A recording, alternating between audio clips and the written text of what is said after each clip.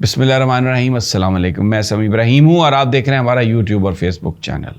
پاکستان میں اس وقت جو صورتحال ہے اقتصادی بہت بری ہے اور مہنگائی جو ہے وہ اپنے عروج پر ہے۔ بجلی کے بل لوگ جلا رہے ہیں، ہر طرف ہڑتالیں ہیں اور یہ نگران حکومت نے اپنا فیصلہ کیا کہ وہ ریلیف نہیں دے سکتے IMF سے بات کیے بغیر، یہ ان کی اوقات ہے۔ تو پاکستان میں حکومت IMF کی ہے، کسی اور کی نہیں ہے۔ یہ اب آپ ذہنوں میں نکال دیں کہ یہ کسی اور کی حکومت ہے۔ یہاں پر اگر کوئی ہے بھی صحیح تو IMF کا غلام ہے جو یہاں پر بیٹھا ہوا ہے، کیونکہ یہ تو بجلی کے بلوں میں بھی تبدیلی نہیں کر سکتے۔ اب اس پر آگے کیا بات ہو رہی ہے کہ پاکستان کا جو مین سٹریم میڈیا ہے اس پر پابندی لگائی جا رہی ہے کہ آپ بجلی کے بلوں کے حوالے سے کوئی خبر نہیں دکھائیں گے، جلتے ہوئے بجلی کے بل آپ نہیں دکھائیں گے، اور مطلب دوسرے لفظوں میں سب اچھا کی رپورٹ جو ہے وہ آپ نے دکھانی ہے۔ اب آپ مجھے بتائیے، لوگوں کے پاس بجلی کے بل دینے کے پیسے نہیں ہیں، لوگ خودکشیاں کر رہے ہیں، اور اوپر سے پیٹرول جو ہے وہ آج رات وہ بھی کوئی 10-15 روپے پر لیٹر مزید بڑھ جائے گا۔ ڈالر جو ہے وہ 300 اوپن مارکیٹ میں 325 کے قریب پہنچ گیا ہے، اور جو انٹر بینکنگ ریٹ ہے وہ آپ سمجھیں 304-5 روپے ہو گیا ہے، اور سٹاک مارکیٹ جو ہے اس کے اندر کوئی کانفیڈنس نہیں ہے، کوئی سینٹیمنٹ آف سرٹینٹی نہیں ہے، وہ ایوری ڈے ایویپوریٹ ہو رہے ہیں بلینز آف روپیز وہاں پر، اور یہاں پر یہ کہا جا رہا ہے کہ آپ اس کی خبر نہیں دیں گے۔ اب یہ اگر کوئی سمجھ رہا ہے پاکستان میں کہ خبروں پر کنٹرول کر کے لوگوں کے پیٹ کے اندر جو بھوک ہے، لوگوں کی جو پریشانی ہے، یہ جو خودکشیاں ہیں، اس کو آپ روک لیں گے، آپ یہ غلط کر رہے ہیں۔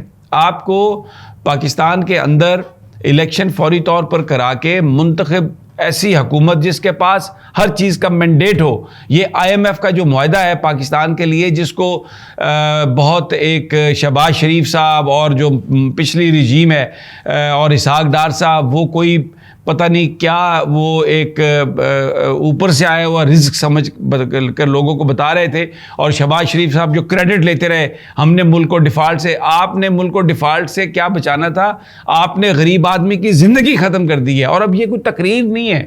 آپ جائیں لوگوں سے پوچھیں، جو آپ دیکھ رہے ہیں آپ کو پتہ ہے لوگوں کے پاس پیسے ہی نہیں ہیں، اور نگرانوں نے جو بڑی سب سے ریلیف جو آفر کی کہ جی قسطوں میں دے دیں۔ بھئی پیسے ہوں گے تو قسطوں میں آپ دیں گے نا، قسطیں تو آپ کے پاس پیسے ہی نہیں ہیں تو بل قسطوں میں آپ کہاں دیں گے؟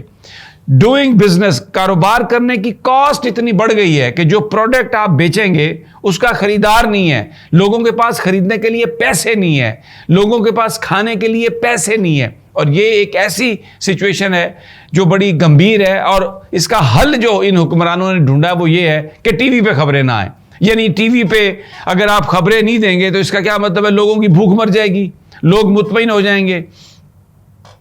یہ ایک سنگین صورتحال ہے، اور اس پر تاجر سراپا احتجاج ہیں۔ جمعے والے دن ایک احتجاج ہے، پھر ہفتے والے دن پورے پاکستان میں پہیہ جام ہڑتال ہے، اور تاجر تنظیمیں کراچی سے لے کے خیبر تک وہ اس میں سامنے آ گئی ہیں۔ یہ کسی پولیٹیکل پارٹی کا نہیں ہے۔ دیکھیں، جو تحریک پولیٹیکل پارٹی چلاتی ہیں، جس کا کوئی رہنما ہوتا ہے، اس کو آپ کنٹرول بھی کر سکتے ہیں، کنٹین بھی کر سکتے ہیں، لیکن اگر تحریک لوگ چلائیں تو اس میں آپ کو لیڈرشپ کو نہیں آپ ڈھونڈ سکتے۔ یہ اگر شروع ہو جائے تو اس کو ختم کرنا اتنا آسان نہیں ہوتا۔ اگر کوئی یہ سمجھتا ہے، اگر نگران یہ سمجھتے ہیں کہ ہم اس کو کنٹرول کر لیں گے اور اس سے کوئی فرق نہیں پڑے گا، تو میں آپ سے عرض کرتا ہوں کہ please don't test that, please don't do that.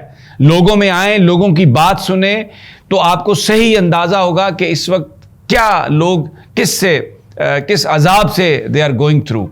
اور خبریں بند کر کے اگر آپ یہ سمجھتے ہیں کہ آپ ان کو سنبھال لیں گے تو ایسا بالکل نہیں ہے، ایسا بالکل نہیں ہے۔ یہ بہت ہی گمبھیر صورتحال ہے، اور مہنگائی میں اضافہ ہوتا جا رہا ہے۔ پاکستان میں اشیاء ضرورت کی قلت ہوتی جا رہی ہے۔ ڈالر جو ہے وہ میں نے آپ کو بتایا 320-25 روپے اس کی قیمت ہے، لیکن اویلیبل نہیں ہے۔ LC کھولنے کے لیے ڈالر اویلیبل نہیں ہے، اور IMF نے یہ کہا ہے کہ ہمیں آپ لکھ کے بتائیں۔ میں نے جب یہ کہا نا کہ IMF کی حکومت ہے، انہوں نے کہا لکھ کے بتائیں کہ لوگوں کو ریلیف آپ نے کیسے دینا ہے۔ اور پھر ہم دیکھیں گے آپ پر ہم کیا آپ کے ساتھ بات کرتے ہیں. تو جو لوگوں کی بھوک ہے، لوگوں کے مسئلے ہیں، یہ تو پاکستانیوں کے مسئلے ہیں. IMF کا گورا جو بیٹھا ہوا ہے واشنگٹن DC میں، یا جو پاکستان کا نمائندہ کہیں بیٹھا ہوا ہے، وہ اس کو کیا پتا کہ پاکستان کے لوگوں کے مسائل کیا ہے. تنخواہ 40,000 روپے اور بجلی کا بل 50,000 روپے آ رہا ہے. یعنی ایک کمرے کا جو بل ہے وہ 35,000 روپے آ رہا ہے. ایک گمبھیر اور ایک بڑی عجیب صورتحال ہے، اور اس کا ہمیں کوئی حل نظر نہیں آ رہا. لیکن اگر یہ لوگ سڑکوں پہ نکل آئیں گے، جیسے ہر جگہ پہ احتجاج ہو رہا ہے، اگر یہ بڑے لیول پہ چلا گیا، خدا نہ خواستہ کہیں لا انفورسنگ ایجنسیز کے ساتھ کوئی جھگڑا ہو گیا تو پھر، اور کوئی کیجویلٹی ہو گئی خدا نہ خواستہ، تو اس کے جو اثرات ہیں وہ بہت برے ہوں گے. اس کے اثرات بہت ہی برے ہوں گے. تو اس لیے ارباب اختیار سے جو سمجھدار لوگ ہیں وہ یہ اپیل کر رہے ہیں کہ آپ اس کا کوئی حل ڈھونڈیں، اور حل اس کا یہی ہے کہ آپ کو اس میں کمی کرنا پڑے گی یا لوگوں کی قوت خرید بڑھانا پڑے گی. یہ اس طرح معاملہ حل نہیں ہوگا. دوسرا جو ہے معاملہ ہے وہ اٹک جیل میں سائفر کیس، اس کو اسلام آباد ہائی کورٹ میں چیلنج کیا گیا کہ سماعت جو ہے وہ اٹک جیل میں نہیں ہو سکتی.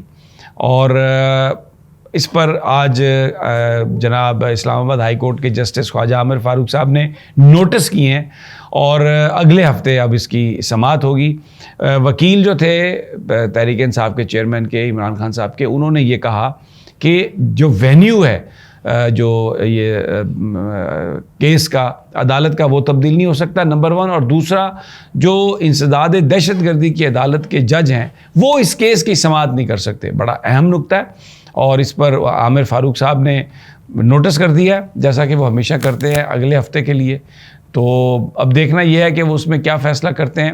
جو ابو الحسنات ذوالقرنین جو وہاں پر گئے تھے، جو انسداد دہشت گردی کی عدالت کے جج ہیں، ان کو کیونکہ حکومت نے تعینات کیا تو تعیناتی کی وجہ سے وہ وہاں پر چلے گئے، اور سیکیورٹی ریزنز کی وجہ سے. ویسے تو انہوں نے کہا تھا کہ عمران خان کو یہاں پر پیش کریں، وہاں پر انہوں نے ان کا 2 ہفتے کا 14 دن کا جوڈیشل ریمانڈ دیا ہے.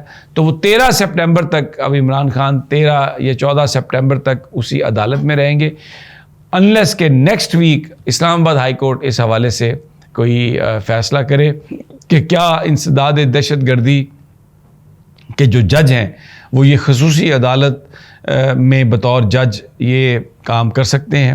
ویری انٹرسٹنگ لیگل پوائنٹ، اور یہ اب اگلے ہفتے یہ ڈیسائیڈ ہوگا.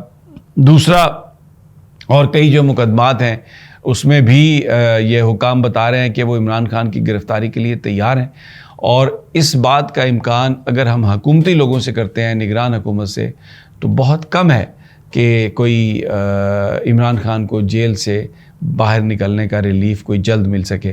اور دوسری طرف آخر میں صرف یہ کہوں گا کہ نگران حکومت جو ہے، نگران وزیر اعظم، پاکستان پر فوکس ان کو کرنا چاہیے، لیکن وہ پروگرام بنا رہے ہیں اقوام متحدہ میں جانے کا، وہ پروگرام بنا رہے ہیں کینیا میں جانے کا.